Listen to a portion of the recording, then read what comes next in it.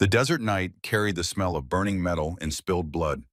Fires guttered low across the kill zone where the convoy had been shredded by coordinated ambush, twisted vehicle frames casting long shadows across sand littered with shell casings in the debris of sudden violence. The gunfire had stopped minutes ago, but silence pressed down like a physical weight, broken only by the crackle of flames and the distant cry of a jackal that had learned to associate human conflict with easy meals.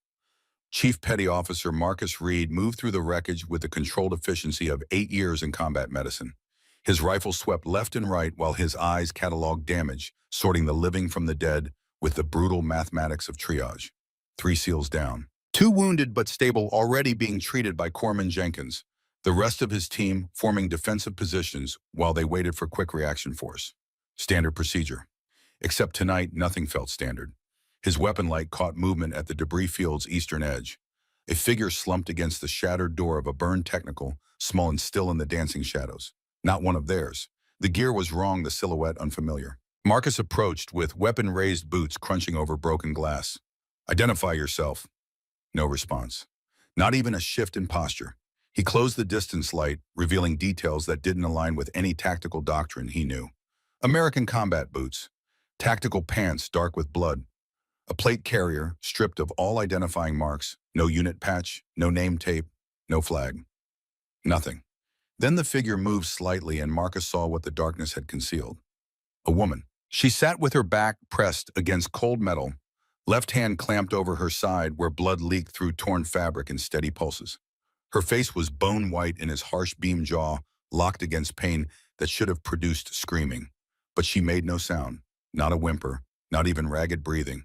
Just silence so complete it felt deliberate. Her eyes lifted to meet his, gray-blue the color of winter storms over the Atlantic. They looked at him, assessed him, then seemed to focus on something beyond this desert, beyond this war, beyond this moment entirely. Eyes that had already made peace with death. Marcus lowered his weapon and dropped to one knee beside her medic instincts, overriding tactical caution. "I'm a corpsman, Navy. I'm going to help you." He reached for her hand, tried to move it from the wound. She resisted with surprising strength for someone losing this much blood. "I need to see it," Marcus said firmly but not unkindly. 3 seconds of eye contact. Then her hand fell away. The wound was bad. Shrapnel trauma maybe, or a through and through from high-caliber round. Blood flow steady but not arterial. Without intervention, she had maybe 20 minutes before hypovolemic shock took her.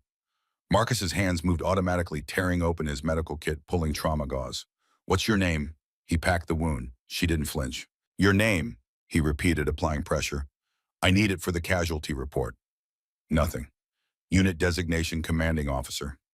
Silence. Marcus worked faster, frustration building beneath professional calm. "You're American military. You have to give me something." "Blood type, medical history, allergies."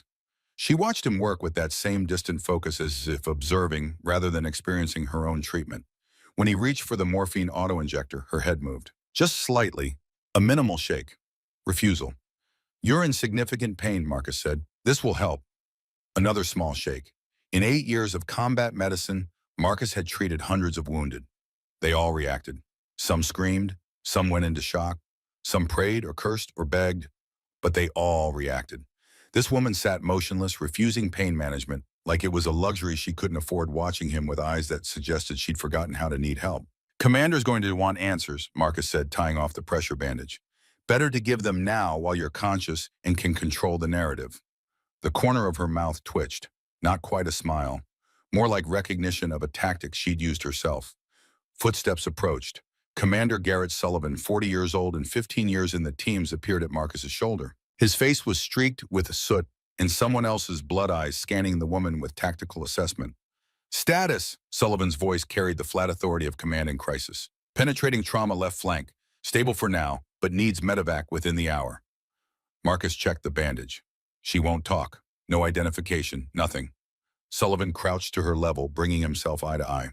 When he spoke, authority softened marginally. "Ma'am, I'm Commander Sullivan, United States Navy SEALs. Can you tell me your unit?" She looked at him the way she'd looked at Marcus, through him, past him. Then her lips moved, voice emerging barely above a whisper but steady as bedrock. "You wouldn't believe me if I told you."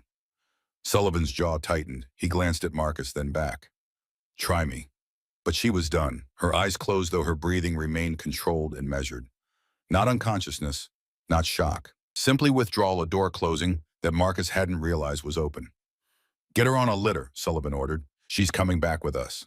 They moved her carefully, Marcus monitoring vitals, while the team collapsed their perimeter. The woman remained silent through it all, eyes closed, but clearly conscious, tolerating their assistance rather than accepting it. Like someone who'd learned that accepting help meant owing debts she couldn't afford to pay. The Black Hawk arrived 30 minutes later, rotors beating the air into submission. They loaded their wounded first, then their dead, then the mystery woman. She opened her eyes as they strapped her down, looking up at the helicopter's interior with an expression Marcus couldn't decipher. Not fear, not relief, something closer to bitter recognition. During the flight back to Firebase, Shiloh Marcus sat across from her, stealing glances between monitoring his other patients. Petty Officer Blake Hardwick, 29 and naturally skeptical, leaned close and spoke over the engine noise. What's her story? Marcus shook his head. Unknown. Female Marine out here alone. Hardwick's tone suggested this violated several regulations he could cite. She's logistics probably. Got separated, panicked, doesn't want to admit it. Maybe. But Marcus didn't believe it. Logistics personnel didn't refuse morphine or watch medics work with the detached professionalism of someone evaluating their technique. Or intelligence, Hardwick continued. Analyst who got too close to the action. That'd explain the mystery routine. Marcus didn't respond. He was watching the way the woman's fingers occasionally twitched against the litter straps, muscle memory of some action she wasn't consciously performing. The motion was too precise, too controlled, like someone who trained their body to respond without thought. The firebase appeared below a small fortress of light against darkness. They touched down hard, medics rushing forward with stretchers. Marcus supervised the transfer, giving rapid updates on injuries and treatment. When he reached the woman, he had almost nothing to report. Female late 20s penetrating a trauma left flank, refusing pain management, stable vitals, no identification available. Name, the receiving medic asked. Marcus looked at her. She looked back silent. Unknown, he said. They took her to the medical tent, a canvas structure smelling of antiseptic and the coffee that sustained the night shift. Marcus had other patients requiring monitoring, but he found himself checking on her more than strictly necessary. She lay on a cot in the corner, staring at canvas ceiling, jaw set against pain that had to be considerable. Chief Wade Drummond appeared beside Marcus. 38 years old and the most experienced operator in their platoon, Wade didn't ask questions immediately. He just watched the woman, studying her with the same attention he gave threat assessments. What do you see? Marcus asked quietly. Wade took his time answering. Someone who's been hurt worse than this before. Someone comfortable with silence because talking gets people killed. He paused. Someone who's running. Marcus had learned to trust Wade's instincts. The man had survived 3 tours in Iraq and 2 in Afghanistan by reading situations other people missed. Running from what? That's the question. The night stretched on. Marcus finished with his other patients, filed reports, drank terrible coffee. Around 0300, he returned to check the woman's bandages. She was still awake, still staring at nothing. Can't sleep, he asked, pulling up a folding chair. She didn't answer, but her eyes shifted to him. Acknowledgement. I'm Marcus, he said. Since you won't tell me your name, I'm just going to keep talking. You can keep not answering. That works. Something flickered across her face, maybe amusement, maybe exhaustion. I've been doing this 8 years, Marcus continued. Combat medicine, treating wounded. Most people talk when they're hurt. Tell me about families, homes, plans for after deployment. I think talking helps them remember they're human, not just casualties on a report. She blinked slowly but remained silent. You're different, Marcus observed. You don't need talking for that. You've got something else keeping you grounded. He leaned forward slightly. I just can't figure out what it is. For a long moment, nothing. Then her lips moved, words emerging, careful and measured. Maybe I'm not trying to stay grounded. Maybe I'm trying to disappear. The words carried weight that hit Marcus harder than they should have. This wasn't mystery for mystery's sake. This was someone who'd learned that invisibility equaled survival. Well, Marcus said, standing, you're not invisible anymore. You're here, you're hurt, and I'm going to make sure you heal whether you cooperate or not. He thought he saw the corner of her mouth twitch, almost a smile. Dawn arrived with Afghan persistence, heat building before the sun cleared the eastern mountains. Marcus caught 3 hours of sleep on a cot in the medic station, waking to familiar sounds of a firebase coming alive. Diesel generators, radio chatter, the rhythmic clank of weights from the makeshift gym where people pretended physical exhaustion could substitute for sleep. He checked on the woman first. She was sitting up, moving carefully to test her injury's limits. When she saw him, she stopped, but didn't lie back down. Small defiance. Pain level, Marcus asked, professional in daylight. Manageable. 2 syllables. Progress. I need to change the dressing. Check for infection. She nodded once. Consent. He worked efficiently, unwrapping blood-soaked bandages from the previous night. The wound looked clean, no signs of sepsis. His fieldwork had held. As he applied fresh gauze, he noticed details darkness had hidden. Her hands. Small, but the calluses were wrong for standard military work. Trigger finger worn smooth from thousands of repetitions. Rough patches on her palms, suggesting rope work, maybe fast roping. And her fingernails, clipped ruthlessly short, showed faint traces of what might have been camouflage paint under hasty cleaning. Wounds clean, Marcus said, taping down the new bandage. Should heal well with rest and proper nutrition. I don't need rest. Medical opinion disagrees. She met his eyes. Opinion noted. Marcus sat back, studying her in better light. Late 20s, as he'd estimated. 5'3" at most, maybe 118 soaking wet. Small enough that most people would underestimate her, which he suspected was calculated advantage rather than genetic accident. Dark hair cut short for function over form. No makeup, no jewelry, nothing unnecessary. But it was her bearing that struck him most. She held herself in constant awareness of surroundings, eyes tracking movement at the tent entrance, body position for rapid reaction even while sitting wounded on a cot. Military training certainly, but something more, something that went deeper than standard infantry doctrine. Commander Sullivan entered, bringing coffee smell and command presence. He looked at the woman, then Marcus. How's our guest? Stable, sir. Wounds healing appropriately. Sullivan pulled up the chair, turned it backwards, sat with arms crossed over the backrest. Classic interrogation posture, though his tone remained neutral. Ma'am, we need to resolve your status. Can't keep you here indefinitely without knowing who to notify. He waited. So let's start simple. Your name. She looked at him with those storm-colored eyes. Does it matter? To me, yes. To the people who want after-action reports, definitely. Tell them you found an unidentified combatant, treated her. She recovered and departed. That's not how this works. It is if you want it to be. Sullivan's patience was impressive, but Marcus saw it fraying. Listen, I don't know what you're involved in. Maybe it's classified, maybe it's complicated, but you were in a hot zone with no backup, no transport, and no explanation. Someone sent you there. Someone knows you're missing. Eventually, someone's going to come looking. Something shifted in her expression. Not fear, recognition, like Sullivan had confirmed something she already knew. Then let them look, she said quietly. Blake Hardwick appeared at the tent entrance, coffee in hand. He assessed the scene and shook his head. Still playing the mystery card.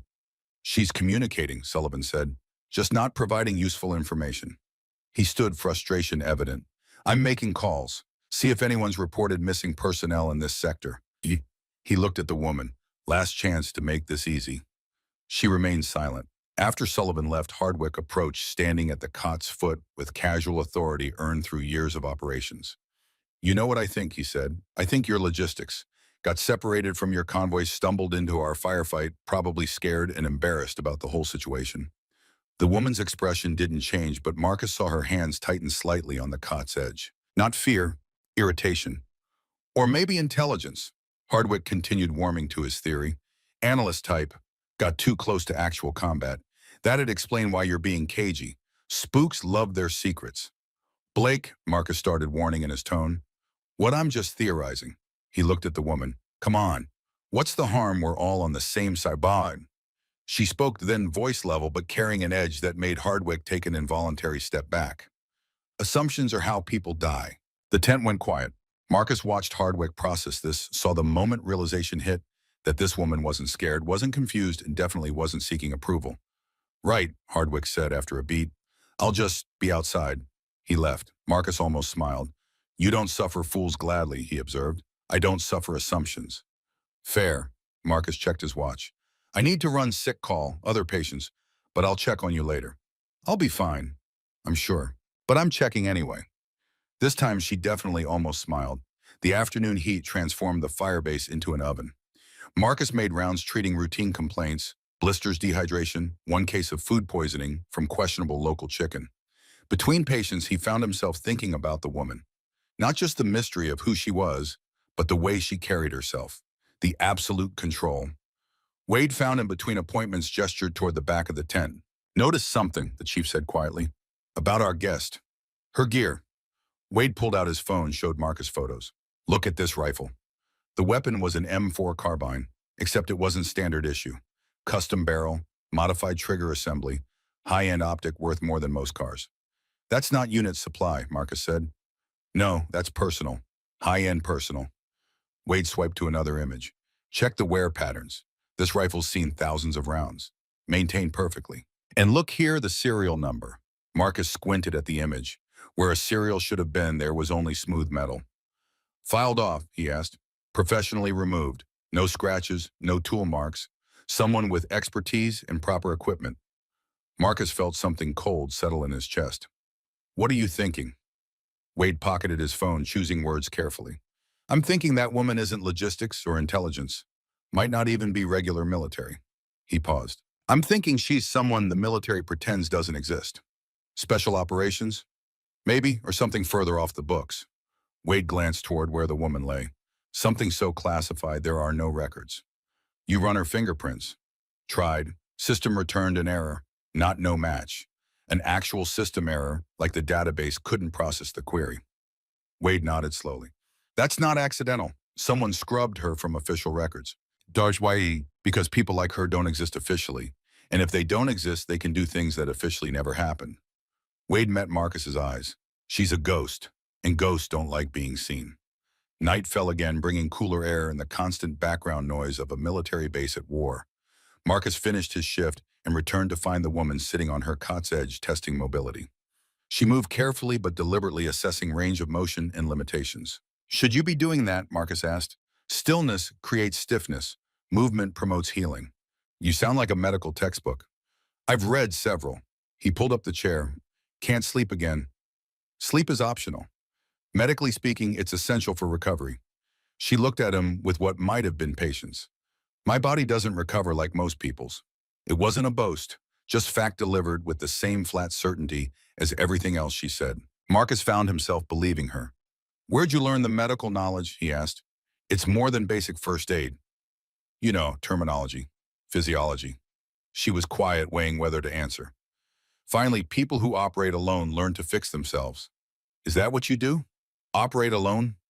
Did. 2 words, but they opened a door. What changed? Marcus asked gently. Her jaw tightened. Nothing changes. Nothing ever really changes.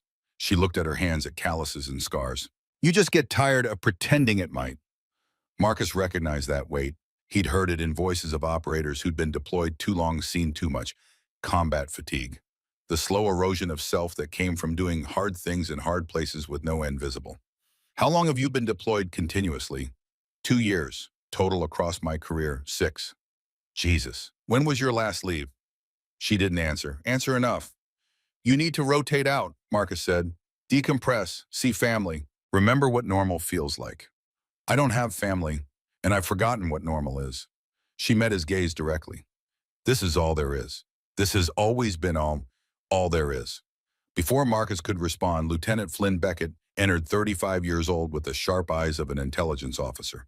He carried a tablet and the expression of someone who'd found information he didn't like. Doc, he said to Marcus, then looked at the woman. Ma'am, I have questions. Pass, she said. It's not optional. Commander Sullivan authorized. I know what he authorized, still passing. Beckett's face hardened. Listen, we've run checks, contacted every unit in theater. Nobody's missing personnel matching your description. No convoys reported attacks. No operations logged for the grid coordinates where we found you. He stepped closer. So either you're impossibly unlucky or you're lying, and I don't believe in bad luck. The woman stood slowly, carefully, but with enough presence that Beckett stepped back despite being a foot taller. She was injured, unarmed, physically disadvantaged, but something in her bearing suggested danger anyway.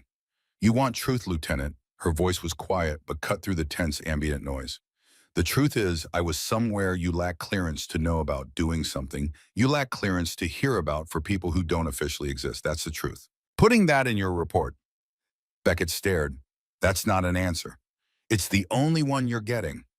They stood in tense silence until Wade appeared, moving with the calm purpose of someone diffusing situations before explosion. "Lieutenant," he said, "Commander needs you. Says it's urgent." Beckett held the woman's gaze another moment, then turned sharply and left. Wade watched him go, then looked at Marcus and the woman. "You need to be more careful," he said to her. "Beckett's not just curious. He's connected. He starts making official inquiries. People above his pay grade start asking questions. Let them ask. And when they come for you," she smiled then, actually smiled though without warmth. "They're already coming." Wade and Marcus exchanged glances. "What does that mean?" Marcus asked. But she was done talking. She lay back on the cot, turned toward the wall, went still. Not sleeping. Just gone, retreated into whatever internal space let her survive in silence. Marcus couldn't sleep. He lay in his quarters, staring at ceiling panels, thinking about the woman who wouldn't give her name, about scrubbed databases and filed serial numbers, about eyes that had seen too much, and a voice suggesting she'd made peace with never seeing enough. Around 0200, he gave up and walked back to the medical tent. Night Watch nodded to him as he entered. The woman's cot was in the corner, and he expected to find her faking sleep. Instead, she sat rigid, eyes wide, but unseeing. Her breath came fast and shallow. Not pain, something else. "Hey," Marcus said softly, approaching slowly. "You okay?" She didn't respond, didn't seem to hear him. Her lips moved, forming words he strained to catch. 800 meters, she whispered. "Wind left 5 miles per hour. Elevation +3. Target moving 2 miles per hour northwest vector." Marcus felt his skin prickle. Those were ranging calculations. Sniper calculations. Precise and professional. "Breathe in 4, she continued, voice distant and mechanical. "Hold 7, exhale 8, heart rate below 70. Squeeze, don't pull, squeeze." She was having a nightmare, but not like any he'd seen.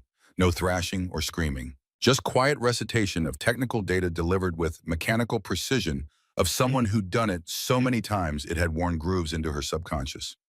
"Hey," Marcus said again, closer now, keeping his voice low and calm. "Come back. You're safe. You're at the firebase." Her hand moved suddenly, instinctively, reaching for a weapon that wasn't there. Marcus caught her wrist gently. "It's Marcus, the medic. You're safe." She blinked. Once. Twice. Her eyes focused on him, recognition flooding back. For just a moment, he saw something new: vulnerability. Maybe fear. Or just exhaustion so deep it had eroded her usual control. "Sorry," she said, pulling her hand back. "Nothing to apologize for." "Nightmare." "Something like that." Marcus settled into the chair. "Want to talk about it?" "No." "Fair enough." He paused. "But I need to ask something. Those calculations you were reciting, that's sniper terminology. Advanced sniper methodology." He kept his voice neutral. "That's not basic training material." For a long moment's silence. Then so quietly he almost missed it. "My father taught me." The words hung between them, the first real information she'd offered since they'd found her. "Your father," Marcus repeated carefully. "Was he military?" She nodded slowly. "Marine, Force Recon." "Is he still active?" "He's dead, flat, emotionless." But Marcus had learned to read what she didn't say. "Lung cancer, 2011, burn pits from Iraq deployments." "I'm sorry." She shrugged, but the gesture was tight, controlled. "He taught me to shoot when I was 14. Said someday I might need it. Not for war, for survival." "Did you need it?" She looked at him, then really looked, and in her eyes he saw the answer. Yes, she'd needed it, had used it, many times. "I was trained to disappear," she said, voice barely above a whisper, "to walk through shadows, to complete missions that officially never happened." She paused. "People you'll never meet taught me things you'll never know about, and I became very good at it." "What kind of missions?" "The kind that prevent wars instead of fighting them, the kind that remove problems before they become crises." Her voice remained steady, but Marcus heard weight in it. "The kind where success means nobody ever knows you were there." Marcus processed this, connecting dots. "You're an operator. Some kind of special operations program." "Was." The correction was immediate. "I left." "People don't just leave programs like that." "No," she agreed quietly. "They don't." She met his eyes. "Which is why they're coming. To ensure I stay gone. Permanently." The tent seemed colder. Outside, Marcus heard normal night sounds, generators humming, someone laughing at a distant joke. Normal. While inside, this woman calmly discussed people coming to kill her. How long do we have? He asked unconsciously, saying we instead of you. She noticed, appreciated it. Depends on their intelligence quality. Could be days, could be hours. She shifted, testing her wound. But they're coming, they always do. Then we prepare. Tell Commander Sullivan. Establish defenses. No. Sharp. The more people who know, the more people see. This is my problem. You're on a U.S. military base. That makes it our problem. She looked at him for a long moment, something almost like respect flickering in her expression. You don't understand what you're offering to fight. Then tell me, Marcus said. Who trained you? Who's coming? What are we facing? She was quiet, weighing decisions. Finally, she spoke, and her voice carried exhaustion of years. I was part of a program without a name. Recruited, young, trained, extensively deployed constantly. Our missions were the ones nobody could officially claim. Politicians who needed to disappear, terrorists who couldn't be arrested, weapons dealers who had to be stopped before transactions completed. She paused. We were ghosts, and ghosts don't retire. They just fade away. But you didn't fade. No, I ran. Been running 6 months. They've found me 3 times before this. Each time I barely escaped. Marcus felt ice in his chest. How many in the cleanup team? 4 operators initially, all trained identically to me, all willing to eliminate anyone in their way. She looked at him directly. If you help me, you die. If your team helps me, they die. That's not a threat. That's just reality. Not if we're ready. You can't be ready for ghosts. Marcus leaned forward. Then you teach us. You know their tactics, their methods. That's an advantage. And then what I survive another 6 months. Run again. Keep running until I run out of places to hide. She shook her head. I'm tired, Marcus. So tired. For the first time since he'd met her, Marcus heard defeat. Not physical defeat, something deeper. The exhaustion that came from fighting an unwinnable battle against an enemy that would never stop. What's your name? He asked quietly. She blinked, surprised. Your real name. Not your call sign or cover identity. What do you call yourself when nobody's listening? She was quiet so long he thought she wouldn't answer. Then barely audible, Sloan Mercer. Marcus extended his hand. Nice to meet you, Sloan Mercer. I'm Marcus Reed, and I'm not going to let you disappear. She looked at his hand, then his face, searching for something. Whatever she found must have satisfied her because she reached out and shook it. Her grip was firm despite injury. You're going to regret this, she said. Probably. Marcus agreed, bursing. But I've regretted a lot of things. Helping someone who needs it won't be one of them. Outside, night stretched toward dawn. Inside the tent, 2 people sat in quiet understanding that everything had changed. Tomorrow would bring questions, decisions, preparations. But for now, in the small hours between midnight and morning, there was just this: a woman who'd spent years disappearing and a man who'd decided she deserved to be seen. The story was beginning. 72 hours passed. Sloan Mercer healed faster than Marcus expected, though she refused to acknowledge pain that shadowed every movement. She spent hours on her cot watching the firebase through the tent opening, cataloging patterns and vulnerabilities with practiced eyes that had learned to map escape routes before learning names. Commander Sullivan had stopped pressing for answers after that first morning, though Marcus knew it wasn't acceptance. It was strategy. The commander was gathering information, making calls to people whose contact information required security clearances to access. Whatever he was learning, he kept to himself. Blake Hardwick remained vocally skeptical. Still thinks she's logistics personnel, he'd say, while cleaning his weapon, never looking directly at Sloan, but words aimed like rounds downrange. Gut separated panic, doesn't want to admit it. Sloan never responded, just watched him with those winter storm eyes that suggested she'd forgotten more about combat than Hardwick would ever learn. Wade Drummond had gone quiet in a different way. The kind of quiet that came from recognizing something he couldn't quite name. He'd nod at Sloan when their paths crossed, small acknowledgments she returned with equal brevity.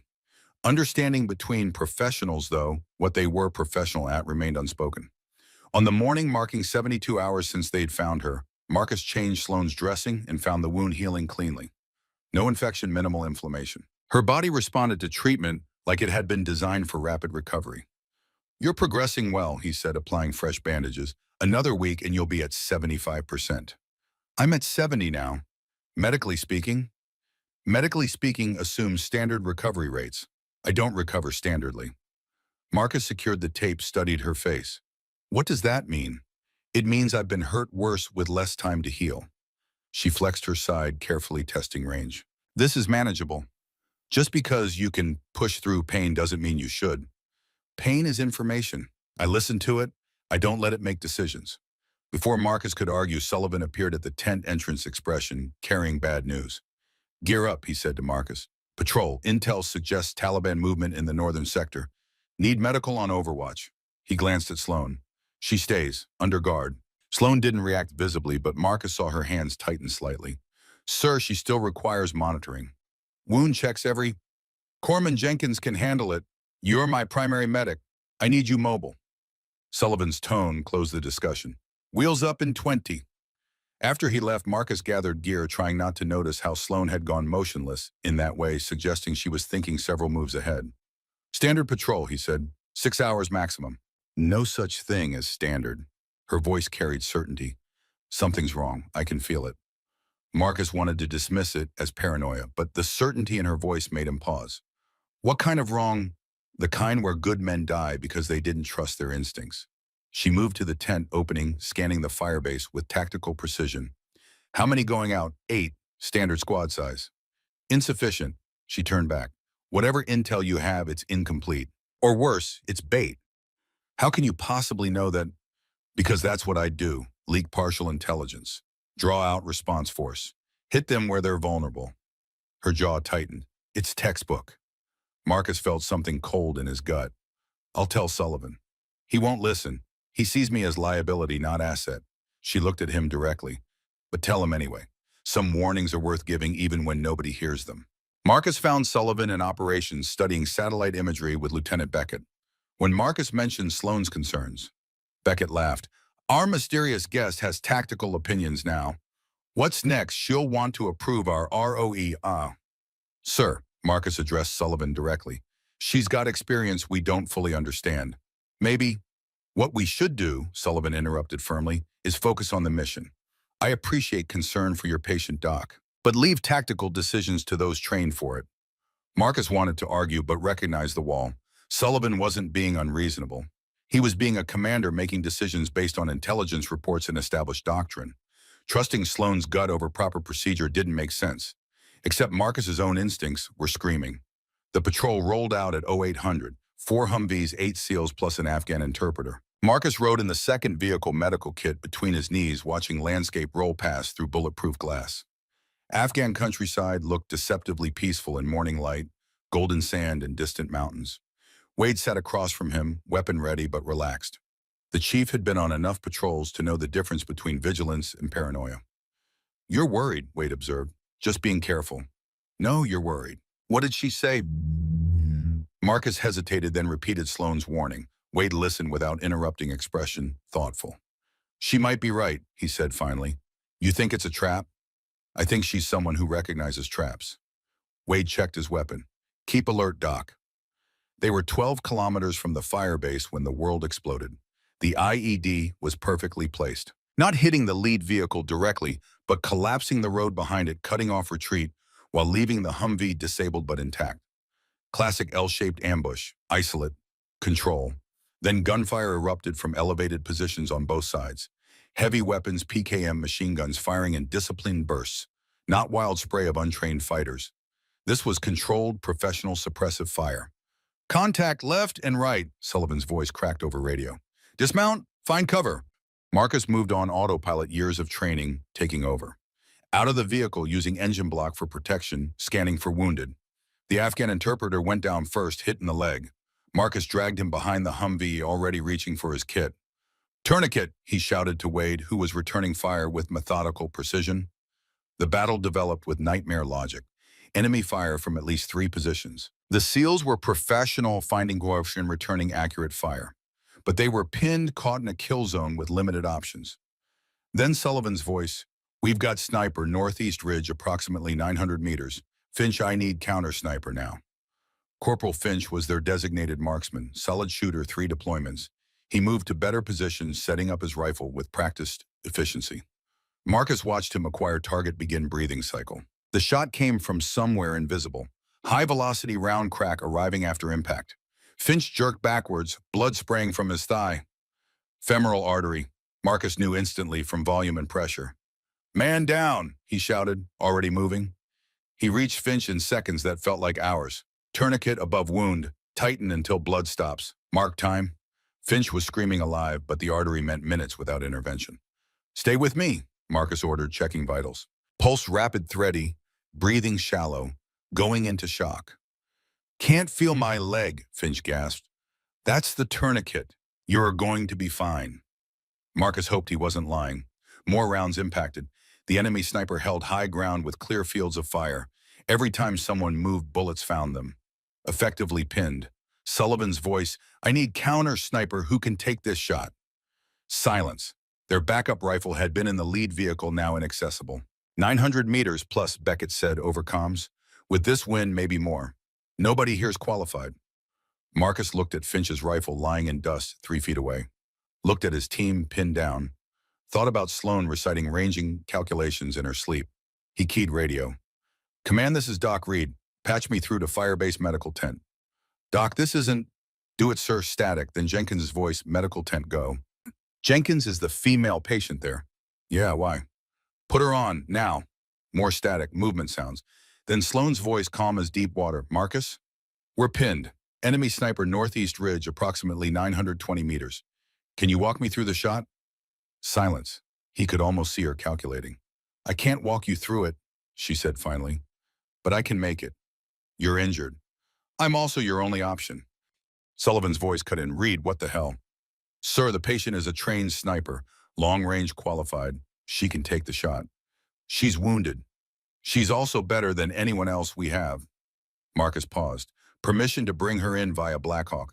We need her now or we lose people. Silence stretched. Marcus heard gunfire over radio, heard teammates dying by inches. Finally, Sullivan's voice rough with command, wait. Get her here. Doc, if this goes wrong, it's on both of us. Understood, sir. 23 minutes later, the helicopter touched down 200 meters from the ambush site, as close as the pilot dared with hostile fire. Sloan climbed out before skids fully touched earth, moving with careful speed despite injury.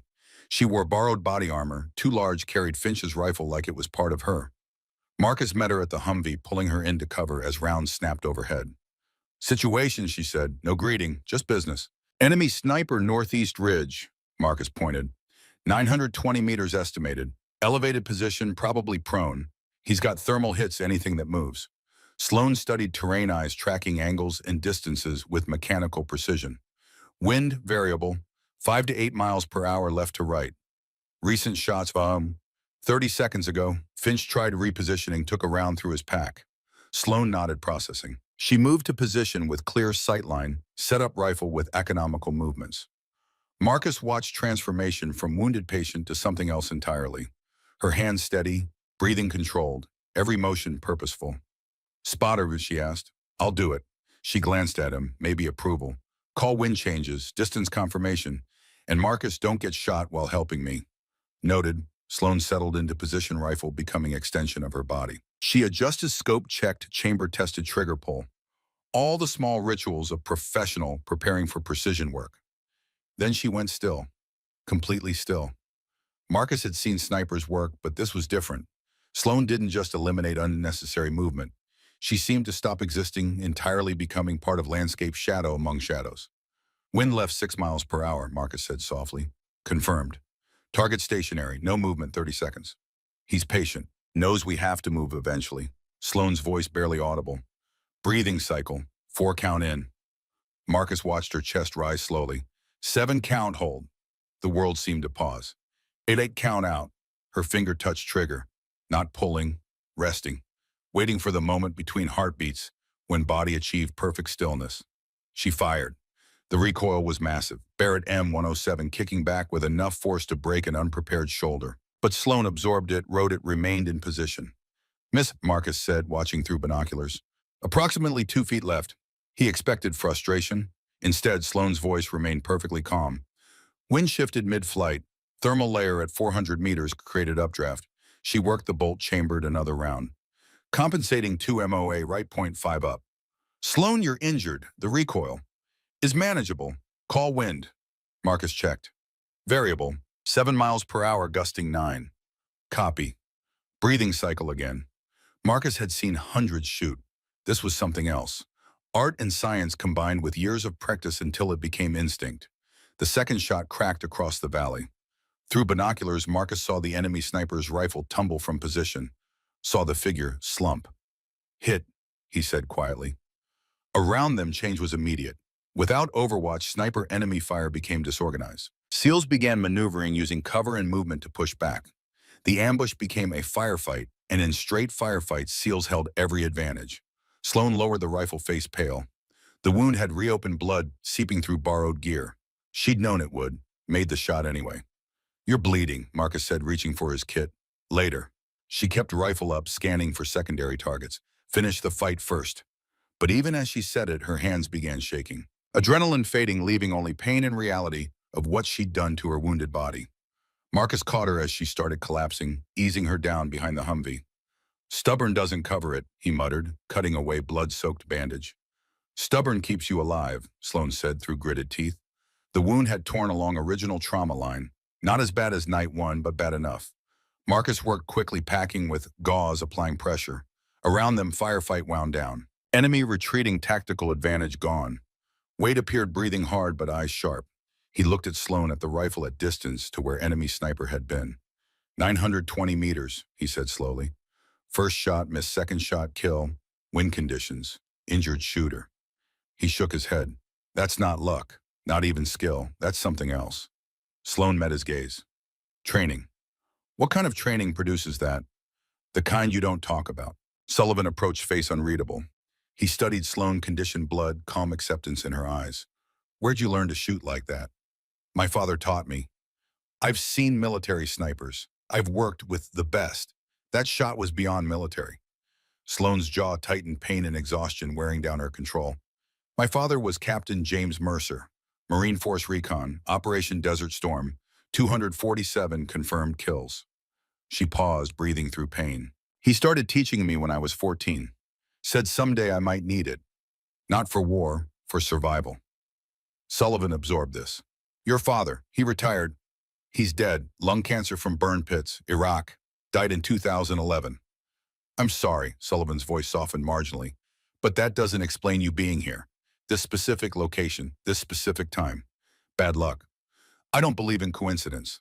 Sullivan crouched to her level. Last chance. Who are you, really? For a long moment, Sloan said nothing. Then perhaps because she'd saved their lives, perhaps because she was too exhausted to keep running, she answered, I don't belong to a unit. I belong to a program without a name. Recruited, young, trained, extensively deployed, without oversight. Her voice flat, reciting facts. Our missions were the ones that couldn't be officially sanctioned. Political targets, high-value removals. Operations designed to prevent larger conflicts. Assassinations, Beckett said, appearing behind Sullivan. Precision removals, Sloan corrected. There's a difference. Not to the people you killed. No, she agreed. Not to them. Sullivan held up a hand, silencing Beckett. How many missions? 17 over 6 years. And now you're what, retired? Sloan almost laughed, no humor in it. You don't retire from programs like that. You become a loose end. Someone who knows too much, someone who has to be eliminated. Wade understood first. The cleanup team you mentioned, they're hunting you. Actively, I left 8 months ago. They've found me 4 times. Each time I barely escaped. She looked at Marcus. This time I couldn't run. I was already wounded when you found me. From what? Marcus asked. From them. They hit me 2 days before your patrol. I took shrapnel escaping, killed 2 of their operators in the process. Her voice steady. Which means when they come again, they'll be more careful, more willing to eliminate witnesses. Sullivan stood processing. You're telling me we have hostile operators, probably American, definitely trained, coming for you. Anyone in their way becomes a target. Yes, sir.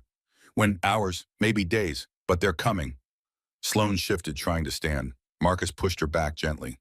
How many? Sullivan asked. 4 initially. I killed 2. 2 remaining, but they'll have reinforcements by now. Figure 4 to 6 total. Equipment at top tier, night vision, thermal optics, suppressed weapons. They'll have satellite intelligence, possibly real-time drone surveillance. She met Sullivan's eyes. They'll know exactly where I am. Knew within hours of you bringing me here. Then why haven't they hit us? Because they're patient. Watching, learning your patterns, identifying vulnerabilities. When they come, it'll be precisely planned and brutally efficient. She paused. I've seen them work. Your perimeter won't stop them. Beckett made a disgusted sound. So what, we just wait to die? No, Sloan said. You let me leave. I draw them away.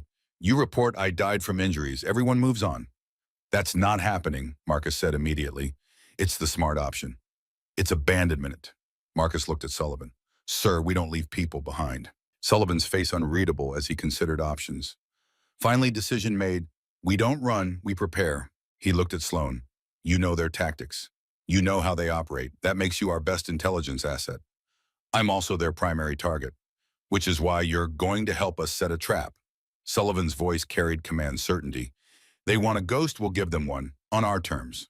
Sloan studied him, looking for weakness or bravado. Found neither. You understand what you're signing up for. These aren't insurgents, they're professionals. American professionals. So are we, Wade said quietly. And Lyndon, Sullivan added, we've got something they don't. What? Sloan asked. We've got you. You know them. You were them. That's an advantage they can't counter. For the first time since Marcus had met her, Sloan looked uncertain. Not afraid. Uncertain, as if the concept of people choosing to fight for her was a foreign language. Why Sloan? She asked simply. Why risk your team for someone you don't know? Marcus answered before Sullivan could. Because you just saved our lives. Because you're still fighting when most would surrender. Because you deserve someone standing with you instead of just giving orders.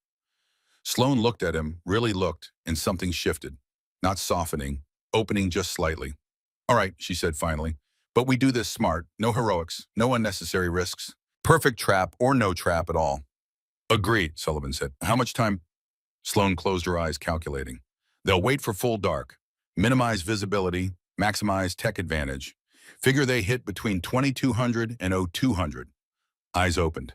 That gives us maybe 12 hours. Then we start now. Sullivan looked at his team.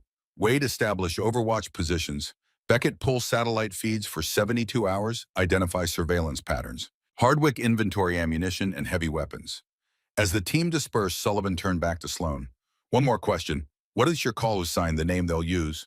Sloan hesitated, then answered, voice barely above whisper, Phoenix. Sullivan nodded slowly, understanding. The bird that rises from ashes. Or the myth that eventually burns out, Sloan said quietly. Not on my watch, Marcus said, finishing bandage on her wound. You're not burning out. Not here. She looked at him and for just a moment allowed herself to believe.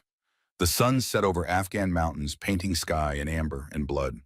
In 12 hours, maybe less professionals would come to kill them all. But for now, in fading light, they had time to prepare. Time to prove that even ghosts could choose to stand and fight. The battle was coming, and this time Phoenix wouldn't run. The firebase transformed in those 12 hours. What had been routine outpost became fortress. Every angle measured, every shadow, mapped every field of fire, calculated with precision of men who understood preparation equaled survival. Sloan Mercer sat in operations wound, freshly bandaged, but mind sharp as the rifle that had saved them, hours before walking Sullivan's team through the architecture of their own death.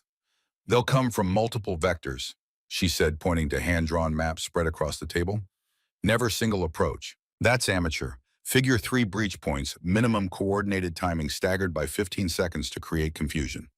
Wade studied the map, experienced eyes tracking logic. How do you know they'll breach here? He indicated eastern perimeter. Because I would. Only approach with natural cover within 200 meters of wire. They can get close without exposure breach. Fast be inside defensive line before you realize. Sloan's finger moved. Secondary team here, western side. Draws response, splits, force. Then primary assault from south while you're repositioned. Blake Hardwick, who doubted everything about this woman for 72 hours, found himself believing every word. You've done this before. Twice, both successful. 0 friendly casualties, target eliminated exfil, complete before QRF. Sloan spoke without pride or shame. Just facts. Third time base was ready, lost 2 operators because someone warned them. She looked up. I was that someone. The tent went silent. Sullivan leaned forward. You warned them, betrayed your own team. They weren't targeting a terrorist. They were targeting a humanitarian worker who'd witnessed something inconvenient. Woman with 2 kids trying to help refugees. Something harder entered Sloan's voice. That's when I knew I had to leave. When I became target instead of weapon. Marcus, standing in back, felt pieces clicking into place. The scars, the silence. The way she moved, like someone always calculating nearest exit. She hadn't just left a program. She'd chosen morality over survival, and it cost her everything. How many in your original team? Sullivan asked. 7 operators. I killed the first 2 in Syria, wounded 3rd in Jordan. 4 remaining, but they'll have replacements now. She circled perimeter section. Expect 6 total, maybe 8 if they're serious. Are they? Beckett asked. Sloan met his eyes. I trained with these people 18 months, lived with them, bled with them. They don't do anything partial. Pause. And they're coming for one of their own. That makes it personal. The weight settled over the tent. These weren't just professionals doing a job. They were hunters tracking someone who knew all their secrets. Then we need to be smarter, Sullivan said. Set the trap they expect, then layer in the one they don't. They'll have thermal, Sloan warned. Night vision, possibly drone overwatch. You can't hide from their tech. Maybe we don't hide, Wade's voice thoughtful. Maybe we give them exactly what they expect. Thermal signatures in wrong places. Movement patterns that look standard. Make them confident. Sloan nodded slowly. Deception's good, but you need a kill zone. Somewhere you channel them, control engagement. For 3 hours they planned. Sloan's tactical knowledge combined with SEAL's combat experience created something neither could build alone. Dummy thermal signatures using heated gear and empty tents. Real positions camouflaged to appear abandoned. Overlapping fields of fire creating a box with no exit. And at center, clearly visible on thermal, Sloan herself in medical tent. Bait that would draw them in. I don't like using you as bait, Marcus said when they broke for preparation. I've been bait before. Sloan accepted Walter drank carefully around pain. Difference is, this time I know the trap. Usually I was just lure with no idea what happened after. Not comforting. Wasn't meant to be. Just truth. She set down water, met his eyes. Marcus, when this starts, you stay in cover. You're medical, not infantry. Job is keeping people alive after, not during. My job, Marcus said firmly, is keeping you alive, including during. I've survived worse. And I've lost patients who thought they were invincible. He moved closer, lowering voice. You took a hit for us today. Reopened your wound making that shot. You're at maybe 60% no matter what you tell yourself. So when shooting starts, let us handle it. Sloan looked at him in a long moment, something unreadable in expression. You're not going to listen, are you? Not even slightly. Stubborn. Says the woman who made a 900-meter shot with torn abdominal wall. One corner of her mouth twitched. Not quite smile, but close. Fair point. As darkness fell, Firebase went quiet in the way that happens before violence. Men checked weapons, tested communications, made peace with whatever god they carried. Sloan sat in medical tent, visible through opening thermal beacon, in cooling night. Around her, invisible to external, scanning the trap, waited. Wade positioned himself with machine gun and sandbag emplacement, appearing abandoned on thermal. Hardwick in fighting position, looking like supply dump. Beckett manned rifle from shipping container with drilled firing ports. Sullivan commanded from operations bunker, coordinating through encrypted comms. And Marcus, against orders, but following instinct, positioned himself in shadows behind medical tent, close enough to reach Sloan if things went wrong. Night deepened. Hours passed with stretched slowness of anticipation. Around 2,200 motion sensors registered brief anomalies on eastern perimeter, exactly where Sloan predicted. Contact probable, Wade's voice whispered over radio. Eastern sector, 3 thermal signatures, low profile. Hold fire, Sullivan ordered. Let them commit. Sloan sat motionless in medical tent, appearing to read by lamplight. To observers, she looked like patient passing time, unaware and vulnerable. But Marcus saw tension in his shoulders. Way her eyes tracked the reflections in tense metal poles, using them as mirrors. Breach came at 22:17, so precisely timed. Marcus knew Sloan had been right about everything. Eastern perimeter first shaped charge, blowing hole in wire with muffled thump. Then western 15 seconds later. Drawing response. Splitting attention. But Sullivan's team held position waiting. Southern breach came next, exactly as mapped. 3 operators in black tactical gear moved through with professional efficiency, weapons up, scanning with night vision.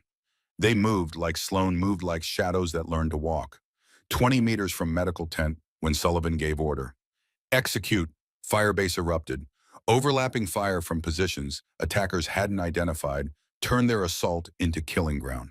Muzzle flashes lit darkness. Distinctive crack of suppressed weapons answered by deeper bark of unsuppressed SEALs who didn't care about stealth anymore. One operator went down, immediately hit by Wade's machine gun.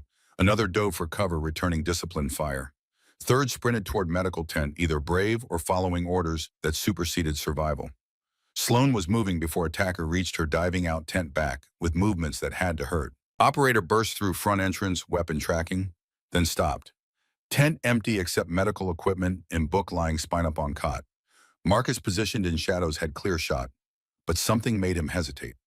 Operator was small, slight, moving with familiar grace. Then operator spoke, voice amplified through comms. Phoenix, I know you're here. I know you hear me. Female voice, cold, professional. Call sign Wraith. We trained together. Remember. Sloan appeared at tent's edge, rifle aimed center mass. I remember. You were the one who couldn't let anything go. And you were the one who betrayed everything we stood for. Wraith's weapon never wavered. We were supposed to be ghosts, invisible. You made yourself visible, made all of us vulnerable. I made myself human, Sloan corrected. There's a difference. Around them, firefight continued. Marcus heard Sullivan coordinating Wade's machine gun, suppressing someone screaming. But in this bubble between two women, time suspended. Come with me, Wraith said. End this. They'll make it quick. You won't suffer.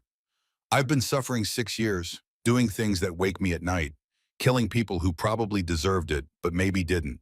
Sloan's voice steady. I'm done suffering for a program that turned us into weapons and pretended we were heroes. We prevented wars. We prevented accountability. Wraith's weapon shifted. Marcus saw it and moved, but Sloan was faster. 3 rounds, rapid succession, center mass placement that would drop anyone not wearing armor. Wraith staggered but stayed up, returning fire as she retreated. Sloan took a hit round, catching her wounded side. She grunted but maintained position, tracking Wraith's movement. Marcus, stay down. But Marcus was already moving, combat medicine overriding sense. Sloan was hit, bleeding. Nothing else mattered. He reached her as she dropped to one knee, hands already reaching for Kit. I told you stay in cover, she said through clenched teeth, and I told you I wasn't listening. Wraith had disappeared into chaos, falling back to regroup. Around them, battle was turning. SEALs had superior positions, superior numbers fighting for one of their own. Attacking operators withdrew, carefully planned assault turned desperate retreat. Marcus worked on Sloan's wound, trying not to think about this being second time in 12 hours, packing same injury. You're going to run out of side to shoot. Then they'll aim somewhere else. Not funny. Wasn't trying to be funny, trying not to pass out. Her face pale in darkness, pain and blood loss written in tightness around eyes. But hands remained steady on weapon, still scanning for threats. I've got 3 wounded, Beckett's voice crackled. Need doc, Western position. Marcus looked at Sloan, torn between duty to other patients and woman bleeding in front of him. Go, she said. I'm stable. They need you. You're not stable. You're bleeding. Then pack it tight and trust me to stay alive 10 minutes. She met his eyes. I've done it before.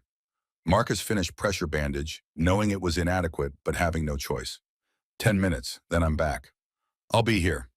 He ran toward Western position, Kit bouncing, combat sounds fading behind. 2 SEALs down, one leg wound, another shoulder. Neither critical, but both needing treatment. Marcus worked automatically, hands moving through procedures, while mine stayed with Sloan alone and bleeding. Firefight lasted 17 minutes total. Attacking operators withdrew in good order, professional, even in defeat, covering retreat with disciplined fire. They left 1 body behind, killed in initial ambush. SEALs had 3 wounded, none critical, plus Hardwick with minor shrapnel injury. When shooting finally stopped, silence felt heavier than noise had been. Marcus found Sloan where he'd left her, conscious, upright, rifle tracking perimeter with mechanical persistence. Blood had soaked through his bandage, but she was alive. Told you 10 minutes, she said when he appeared. 17. I rounded down. Marcus knelt, examining wound with professional detachment, hiding fear. Bullet had torn through same damaged tissue, expanding injury. She needed surgery. Proper surgery in real hospital, not field medicine. We need to get you to Bagram, he said. Real doctors, actual equipment. After. Eyes never left perimeter. After what? After we're sure they're gone. Sullivan approached, uniform streaked with dust and cordite. He looked at Sloan, then Marcus. How bad? Bad enough she should be unconscious. But she's still tracking targets, so apparently normal rules don't apply. Pain management works fine, Sloan said levelly. Pain is information. I'm listening. Sullivan crouched to her level. They withdrew, left 1 KIA. Preliminary assessment suggests they've fallen back. They'll regroup, Sloan said. Return with more operators, better planning. This isn't over. Maybe not for them, but for you it is. Sullivan's voice carried command authority. You're going to Bagram, getting proper treatment. Then stateside, where people with stars on shoulders can figure out what to do about ghost programs that shouldn't exist. They'll bury it, and me with it. Not if I have say in it. Sullivan stood. You saved my team twice in one day. That earns protection, not execution. I've got enough friends in high places to make noise if anyone tries disappearing you officially. Sloan studied him, looking for deception. Found none. Why, you don't know me. You bled for us. That's all I need. Wade appeared carrying Sloan's rifle. Found Wraith's blood trail northeast. She's wounded, moving slow. Want me tracking her? Sloan shook her head. Let her go. She'll report back. Phoenix is too protected, too embedded with regular forces. They'll reassess, probably decide I'm not worth exposure risk of hitting U.S. base. You sure? Wade asked. No, but I'm too tired to care right now. Sloan's eyes finally left perimeter meeting Marcus's. How long until medevac? 20 minutes, Blackhawks en route. Then I've got 20 minutes to not pass out. You could pass out now, I'd catch you. That's what I'm afraid of. But despite words, her hand found his grip, weak but present. Helicopter arrived as dawn painted eastern sky amber and gold. They loaded Sloan on stretcher despite protests she could walk. Marcus climbed in beside her, ignoring Sullivan's raised eyebrow, suggesting Commander knew exactly why his medic volunteered for Bagram flight. As Black Hawk lifted off, Marcus watched Firebase grow smaller. Watched Wade and Sullivan and Hardwick standing in compound watching them go. Men who'd fought beside Ghost and decided she deserved to be real. Sloan's hand found his again. Thank you, she said quietly, almost lost in engine noise. For what? For not letting me disappear. Marcus squeezed gently. Ghosts are overrated anyway. She almost smiled. Then her eyes drifted closed, not unconsciousness, but exhaustion too deep to fight. Marcus monitored vitals, adjusted 8V, did all medical things, keeping him from thinking about what came next. Whether men with stars would protect her or decide she was problem, easier solved with closed file. Sun rose fully as they approached Bagram, burning away shadows. Below, Afghanistan spread out in browns and tans, an occasional green of irrigated fields. Marcus looked at woman whose real name he'd learned less than a day ago. Wondered what her life would look like after this. But for now, in morning light, she was alive. That would have to be enough. The investigation took 6 months. Congressional inquiry, closed-door testimonies, CIA Inspector General's office, working overtime. Commander Sullivan made good on his promise, calling in every favor owed over 15 years in teams. Wade Drummond testified. Even Blake Hardwick, who doubted Sloan from the start, stood before a classified committee and said simply, "She saved our lives. That makes her one of ours." The Ghost program was shut down. Officially, it had never existed. Unofficially, 7 operators were arrested and charged under sealed indictments. Director Rebecca Hale, the woman who'd created and weaponized them, died in federal custody 3 weeks into her detention. Heart attack, official report said. Sloan knew better but didn't ask questions. Wraith disappeared. Some said she'd been killed by her own organization for failure. Others claimed she'd gone deeper underground, truly becoming a ghost. Sloan preferred not knowing. Some endings were better left ambiguous. The remaining operators were offered deals cooperation in exchange for immunity. Most took it. 2 refused and faced military tribunals in proceedings so classified even the defendants' lawyers needed security clearances. And Sloan Mercer, call sign Phoenix, was given something she'd never had: an actual identity. Honorable discharge from service she'd technically never officially performed. Benefits she'd earned but couldn't claim. Records that showed Captain James Mercer's daughter had served her country with distinction, even if most of that service remained redacted. Marcus Reed left the Navy 6 months into the investigation. Not because of PTSD or disillusionment, though he'd seen enough of both. He left because he'd watched someone fight for the right to simply exist, and it made him want to fight for something beyond the next deployment. He took a position at a trauma center in Jacksonville, traded combat medicine for emergency room chaos, and found it suited him. 8 months after that night in Afghanistan, Camp Lejeune bloomed with North Carolina spring green.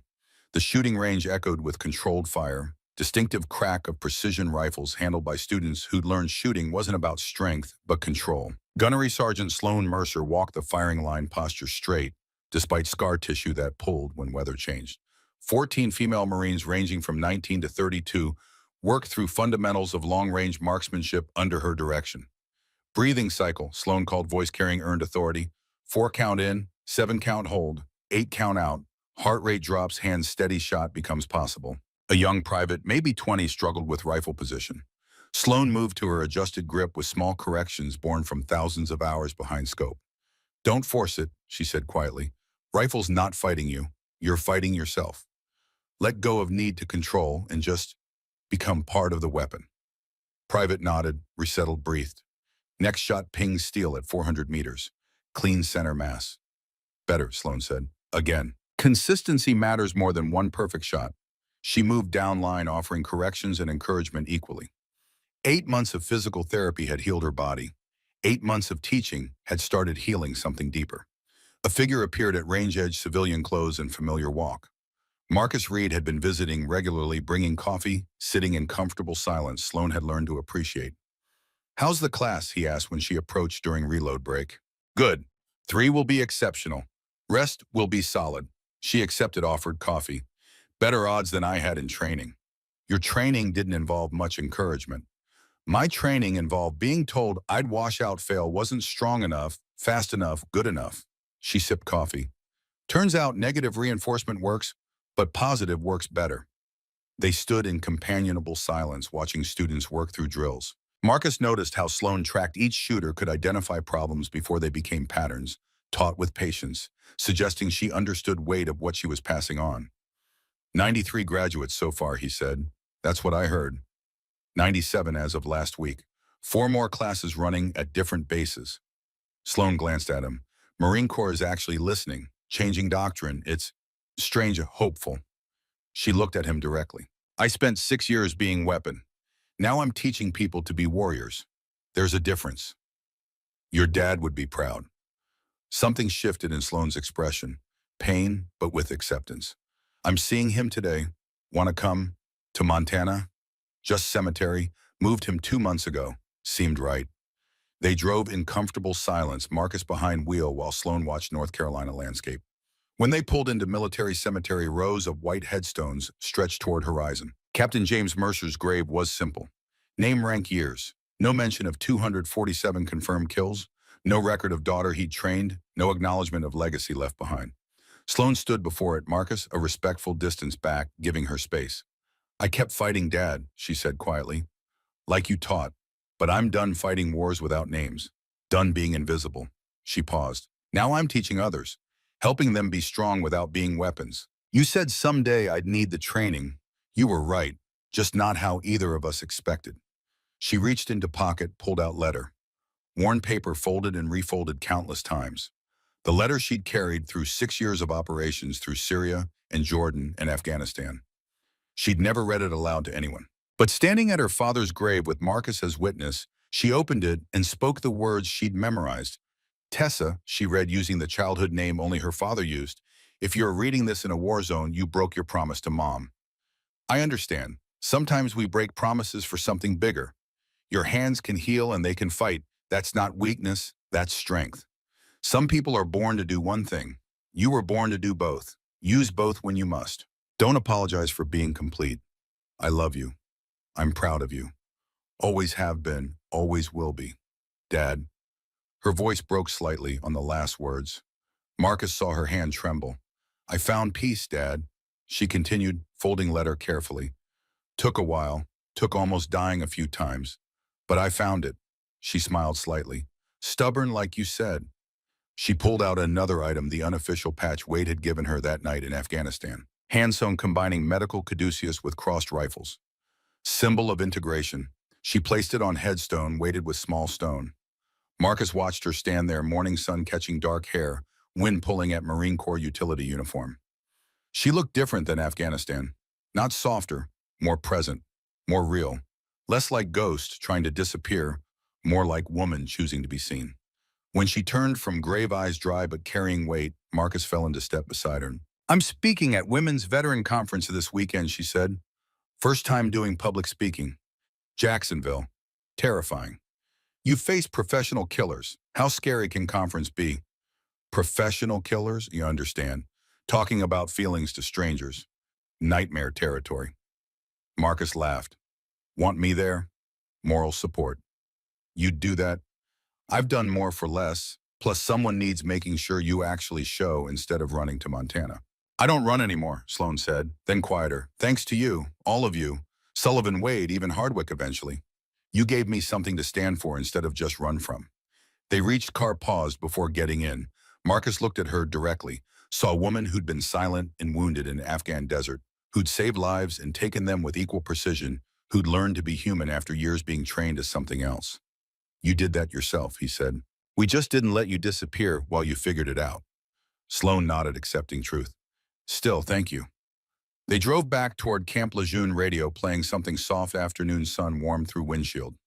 Sloan's phone buzzed with messages, students asking questions, Marine Corps administration requesting curriculum reviews, a world that had learned she existed and decided she was worth listening to. She answered methodically, professionally. Same focus once brought to ranging shots now applied to building programs that would outlast her. Legacy over glory. Sustainability over recognition. You ever miss it? Marcus asked. Operations. The adrenaline. Sloan considered seriously. Sometimes, late at night quiet, I remember clarity of it. Simple purpose. Target range wind shot. Everything else fell away. She paused. But then I remember what came after. The faces. Knowledge I'd ended someone's story so someone else's could continue, and I don't miss it anymore. No regrets, about leaving none, about sitting silent as long as I did, that I regret. She looked at him. I could have walked away after first mission, second, 10th, but I kept telling myself it was necessary, important, preventing something worse. Until one day I looked at what I'd become and didn't recognize myself. And now I look in mirror and see someone still figuring it out. But at least I see someone. For years all I saw was ghost. They pulled into Camp Lejeune parking lot, afternoon winding toward evening. Sloan gathered things, preparing to head to quarters, to small apartment off base where she'd hung pictures and learned to cook meals taking longer than 5 minutes. Same time next week, Marcus asked. Coffee and questionable life decisions. Perfect. She climbed out, started toward building, then turned back. Marcus, that night in Afghanistan, when you said I deserved to be seen instead of invisible, you meant it right. It wasn't just talk. Every word, he said simply. Sloan nodded, something settling in expression. Good, because I'm done being invisible, done being silent. World gets all of me now, scars included, and that's terrifying. Terrifying's better than empty. Yeah, she agreed, it is. She walked away into evening light, toward life she was still learning to live. Behind her headstones, stood in perfect rows, remembering those who'd served and fallen. Ahead, students waited to learn from someone who'd walked through darkness and chosen to come back. Sunset over Camp Lejeune, painting sky in colors that didn't exist in Afghan deserts. Sloan Mercer, who'd been Phoenix, who'd been Ghost, who'd been Weapon, climbed stairs to her apartment and allowed herself to believe in tomorrow. Because silence had been her armor too long. And the strongest weapon she'd finally learned wasn't the one making you invisible. It was courage to be seen, courage to be human, courage to live. And for first time in 8 years, she was finally truly alive. 3 months later, Blake Hardwick found her at the range between classes. He stood at distance, watching her work with students before finally approaching. Got a minute, Gunny? He asked, using her rank with respect he'd never shown before. Sloan nodded, stepping away from line. Hardwick looked uncomfortable, shifting weight. I owe you an apology. Should have given it months ago, but pride's a hell of a thing. What for? For doubting you, for making assumptions, for... He paused. For not seeing you as one of us when you were bleeding for us. Sloan studied him. You were being cautious, looking out for your team. That's not wrong. But I was wrong about you. Hardwick extended his hand. You're not logistics, not intelligence. You're something better. You're a Marine who gives a damn about the people coming out of care. That's worth respect. Sloan shook his hand. Respect's earned. You earned mine that night in Afghanistan, too. After Hardwick left, Wade appeared, that quiet way he had of materializing when needed. He's not the only one who's been thinking her, the chief said. We all have. He handed her something, a new patch professionally made this time with official approval stamps. Marine Corps approved it. You're not the only one teaching integration anymore. It's doctrine now. Sloan looked at the patch. Caduceus and crossed rifles surrounded by text. Heal when you can, fight when you must. They're calling it the Mercer Doctrine, Wade said. After you. After my father, Sloan corrected. After both of you. Wade nodded toward her students. You're changing the game, Sloan. Not just for them, for all of us. That evening, sitting in her apartment with coffee and silence, Sloan allowed herself to feel it. Not pride exactly, something quieter. Satisfaction, purpose. The knowledge that the pain she'd endured, the choices she'd made, the price she'd paid, it all meant something. Her phone rang. Sullivan's name on display. Gunny Mercer, she answered. Sloan. Sullivan's voice carried warmth now, something that had developed over months of testimonies and investigations. Got news. Final operator just took a plea deal. That's all of them. Case is closed. Sloan felt something release in her chest she hadn't known was still tight. They're all accounted for. Everyone. Some in federal custody, some in witness protection, two in disciplinary barracks. But none of them are hunting you anymore. You're clear. What about the program? Shut down, files sealed. Congressional Oversight Committee recommended against ever attempting anything similar. Sullivan paused. You did that, Sloan.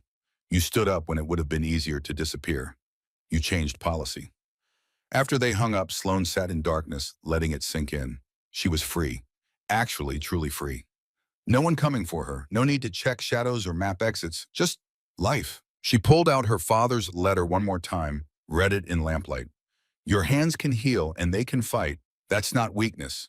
That's strength. She'd spent so long thinking she had to choose. Healer or warrior. Visible or invisible. Human or ghost. But she'd been wrong. The strongest thing she'd ever done wasn't choosing one over the other.